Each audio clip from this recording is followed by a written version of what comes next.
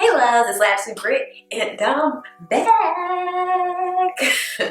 Before I jump into this video, I need you quickly to subscribe, hit that notification bell so you never miss an upload, okay? Because I'm gonna have some tea for y'all and I don't want y'all to miss it. This video is something I've been waiting to do for you all, and I wanted to do my research and know as much information as I possibly could before I came and gave you all the tea. This is gonna be everything you need to know about natural hair. So I want to start off by saying that all curls are beautiful. Every curly girl is unique, and that's something I love about it. Like, you know, it can be two 4C chicks standing beside each other, but their hair can be so different yet so similar at the same time. Like, it's a beautiful thing. It's a really beautiful thing. Our hair offers a great amount of diversity, variety between its curl pattern, its porosity, density, the width and the length. Like, girl, you name it, it's all different. You know, my hair is different from my sister's hair. My hair is different from my mom's hair. Like, my hair is different from yours. You know, you watching this, you might be like, her curls is popping, but your curls are popping too, okay? I just want you to know that. Now, remember this, although your hair may look like the next chick or hers may look like yours, that the thing that makes our hair really different is what our hair requires. You know, your hair is different. Just like you may be a black girl, she may be a black girl, but what your body like, her body may not like. You know, you may not be allergic to tomatoes, but she is allergic to tomatoes. You get what I'm saying? You catch my drift? Okay, so now that I got your attention and you're rolling with me, let's get into this. Curl patterns, porosity, hair density, and hair width. And of course, I don't need to talk about length because we understand length. You know, there's different lengths. Either up here, or you down here, you down here, you down there, you know? So I want to start with what I feel is one of the most important things to truly understand, and that is your hair porosity. So you may be thinking, what is hair porosity? I don't know. What is it? I don't get it. What are you talking about? wait a minute, I got you, boo. Your hair porosity refers to how well your hair is able to absorb and hold moisture. Now, although I'm talking about how well it is able to absorb and hold moisture, there are things that could definitely affect its capability. So if you've got a lot of heat damage, your hair porosity is going to be off from what it may be in its healthy state. It is affected by the outer layer of your hair follicle, I believe, that is called the cuticle, which would determine how easily moisture and oil can pass in and out of your hair. Now, if you're wondering, oh, Britt, so how do I know what my porosity is? there are technically 3 levels of porosity, but it's really only 2 that are usually talked about, which is low and high porosity. But before I get into that, let me tell you how you figure out which porosity you do have. There are 2 methods to figuring out your hair porosity. I've done both of these tests to determine my hair porosity, and my hair porosity came back the same for both tests. So that lets you know a little bit of its accuracy. The flow test. All you do is take a couple of strands of your hair from a comb or a brush, you know, as you're detangling that hair, and drop it into a cup or a bowl of water and let it sit for 2 to 4 minutes. If your hair floats, you have low porosity hair. If your hair sinks, you have high porosity hair.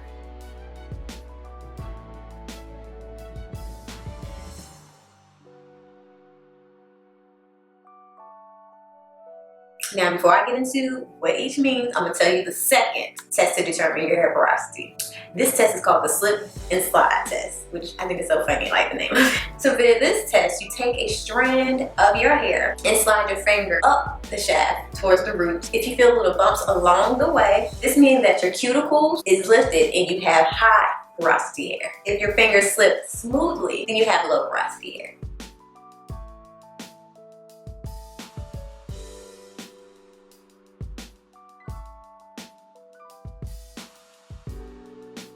Now that I've told you how you can test your hair porosity, give it a try, and maybe this will help you figure out your hair regimen. For low porosity hair. Low porosity hair has tightly bound cuticle layers with overlapping scales that lay flat. This hair type is usually considered healthy, and it is often shiny. The thing about low porosity hair is that it usually repels moisture when you try to wet it, and it is hard to process since it resists penetration of chemicals. Medium porosity hair, which is often not even talked about, like I didn't even really know about medium porosity hair, normal porosity hair until I was doing my research and learning more about porosity. And I'm like, oh, you know, that kind of makes sense that there's an in-between. For medium porosity, it often requires the least amount of maintenance. The cuticle layer is looser than low porosity, allowing just the right amount of moisture to get into the hair while preventing too much from escaping. Hair in this porosity is known to hold styles better because it doesn't dry out and stuff like that. And you definitely get better results as far as with styles and chemically processing your hair like colors, because you can more easily, you know, predict the results you're gonna get versus a low porosity hair. You may be thinking, you know, all I gotta do is leave it on here for this amount of time and I'm gonna get this color, versus that's not what really happens in reality. High porosity hair usually comes from either that's just, you know, your genetic makeup, that's how your hair is just going to be, or it came from a variable that you are in control of, which is damage, like heat damage and color damaging, things like that. So the thing about high porosity hair, it has these big gaps and holes in the cuticle, which lets in too much moisture and leaves it prone to frizziness, entangling, and humid weather. And with that, I feel like as quickly as that moisture can get in, it can easily get out. So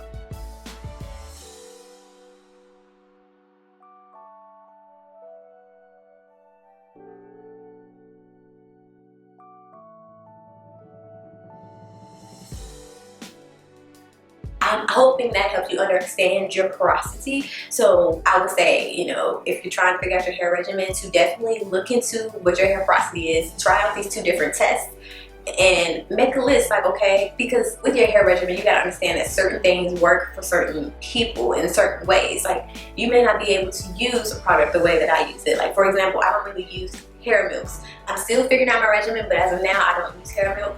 And what I've been using for my hair works for my hair. I love the results. My hair is healthy. I'm good with it. But I do think understanding your hair porosity, the density, and all of this is going to be very important in figuring out your regimen. That's what I'm in the process of doing. It's going to take me a while before I can come to you all with a video. It's like, okay, this is my natural hair routine, this is my regimen, I'm going to die by this. So moving on to the next big thing will be hair density.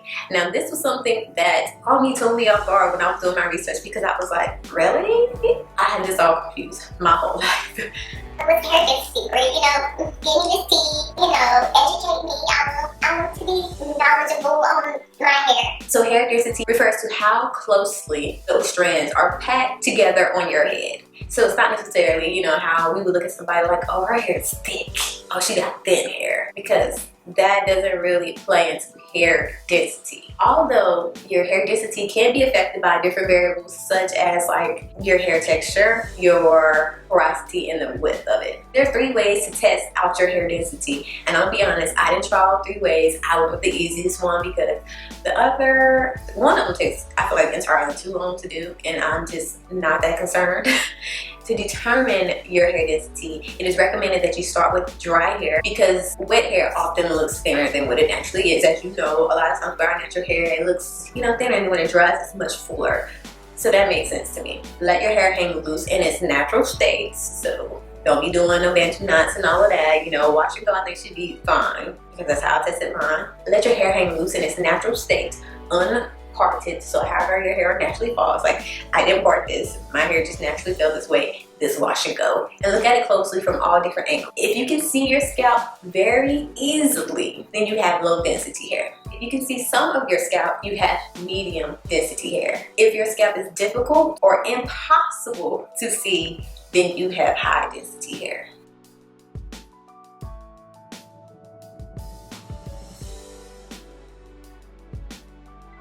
So let me show you what mine is looking like. So as you all can see, I think it's kind of hard to see my scalp. So I would say I'm high density, if not medium. I definitely am not low density. I just don't see that happening because we can't easily see my scalp. So I just want to give you all the little facts. The average person has about 2,200 strands of hair per square inch. So if you got a big head, you got a lot of hair. Scientifically noted that the most accurate way of determining your hair density is to have someone count the amount of strands in a 1 inch by 1 inch area of your scalp. Now, if you can find somebody that is willing to do that, send them my way, because I would like to truly know if I meet that average, or if I'm way above the average, or if I'm way below that average. because I'm not about to sit here and part my hair and one by one and then sit here and count it. Like, that video would have to get like 10 million views for me to even want to do that, okay? I'm just being honest, because it's gonna be worth it as much time as I'm gonna waste sitting there counting the strands. So back to determining your hair density, there are 3 ways to do it. 1 is to count the strands in it one by one. 2 is to determine if you can see your scalp. And 3 is to measure your ponytail. So low density equal to or less than 2 inches. And I believe that would be for diameter. And medium density would be between 2 inches and 3 inches. And then for high density, that would be equal to or greater than 4 inches. And I'm not sure, you know, if we're talking about my natural state, then there is a lot of hair up in there, okay? That's a lot of hair. And I'm pretty sure I will need at least medium density, if not killing high density, okay? The thing about low density hair is, if you have low density hair, it is suggested that you use a light product that won't weigh your hair down. It reduces its volume, because the heavier products are gonna make your hair lay like flatter, and if you already have low density hair, your hair's gonna be flatter as it is, and you don't even wanna make it flatter. The thing about medium density hair, you can use a variety of products to enhance your texture. So maybe you want it to be a little flatter, you can use something heavier. If you want it to be bigger, you can use something lighter, you know what I'm saying? And I think that's the beautiful thing about medium density hair. Now with high density hair, the thing about this is that your hair is definitely going to do well with those heavier products, those gel, those creams and butters to hold your curls, and it would help you reduce the volume, because you know sometimes the hair can get really, really big, and those things work well for high density hair.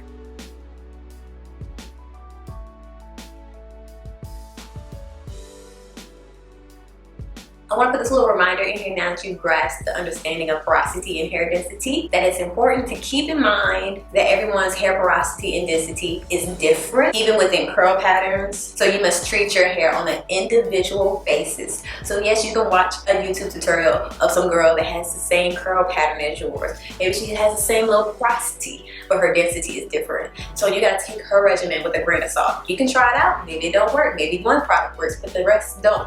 If she got high density, she can use some heavier creams. If you have low density hair, that's gonna weigh your hair down. You're not gonna get that big voluminous look that she can achieve using those products. So you have to alter the products that you use. So now I wanna move on to hair width. And with this, it seems like a duh type thing. But honestly, what we were kind of referring to as hair density, like you got thick hair, you got thin hair, actually is hair width, and not necessarily is, you know, density. So hair width refers to the thickness of the individual strands on your head, okay? Rather than how much hair you have on your head. Do you get what I'm saying? Do you see why that was kind of confusing beforehand? Like I had that totally mixed up all of my life. So there is a way of determining your hair width. So the way you would determine that is to take a piece of your hair that you may have in a comb or a brush. You know, hair is always falling out, so no need to go pulling hair out of your head, okay? Don't do that by any means. And hold it up to the light. If the hair is very wide and easily visible, then you have coarse hair. If it is so thin that you can hardly see it, then you have fine hair. If your hair appears neither thin or coarse, then you have medium width hair, of course. So you know they have to give you the, you know, the different spectrums and always what's in the middle.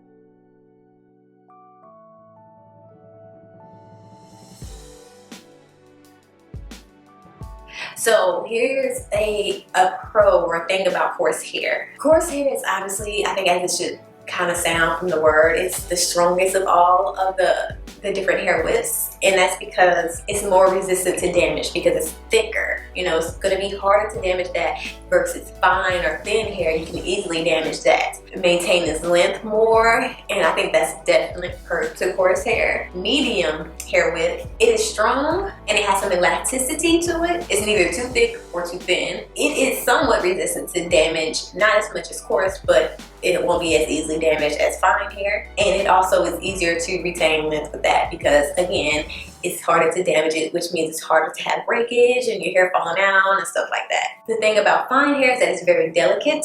It is easy to damage, and it's often difficult to retain that length that you're looking for, and that's because it's easily damaged. So with damaged hair, a lot of times it comes breakage. Fine hair is best to keep your manipulations to a minimum, and that's because obviously if you're constantly manipulating your hair, it's going to be more prone to breakage and damage.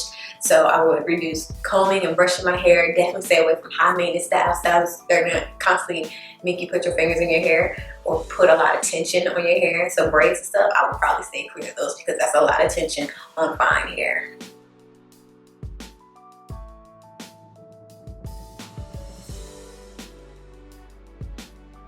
So that's basically everything about hair width. So far I've covered porosity, density, and width of the hair. So now let's get into this very, very, very, very, very controversial topic of curl patterns. Now, if you didn't know, a celebrity stylist named Andre Walker created the definition of hair types. And I can't say I'm either against it or for hair typing. I kind of would say I'm against it because I feel like it's kind of hard to put anybody's hair in one particular bubble. Like, there are so many people with different hair types, curl patterns in their head that it's kind of like, well, I can't just rep one, you know?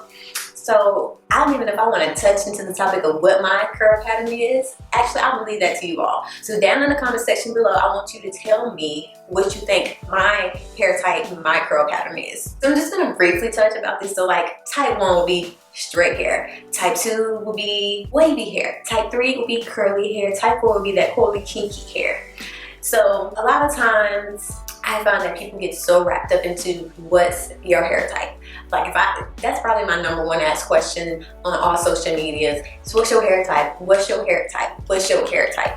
And I'm constantly like, I don't really know. I think I may be this and I think I may be that. Honestly, I honestly am a mixture of different curl patterns and hair types. But if this chart was so phenomenal and it was that answer to that question, there would really be no need to ask, would it? Because you would be able to look at that chart and look at my hair in its dry or wet state and be like, you are this, you are that. Versus being like, well, I don't really want to make the conclusion to that, so I'm gonna ask her and see what she thinks of her hair. And then you got people when I can sit here and say, well, I think I'm this, or no, you're not that, you're this. What's the point of asking? And I don't think knowing your hair type is as important as knowing the porosity, the density, and the width of your hair, because knowing your curl pattern doesn't necessarily help you choose the proper products. So now that you got all this information, let me give you an example of what I mean when I say that. You have to keep in mind that no matter the curl pattern, that within those curl patterns, there's different variables such as hair density, porosity, and width that play a role into that hair regimen.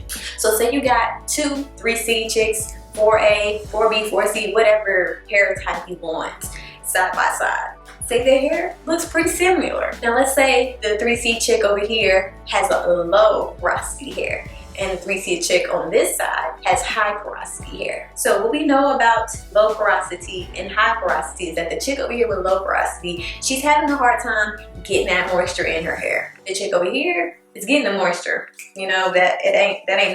But more than likely, since she's getting that moisture into her hair as easily, her cuticles on her hair is more than likely damaged. Okay, so you have that.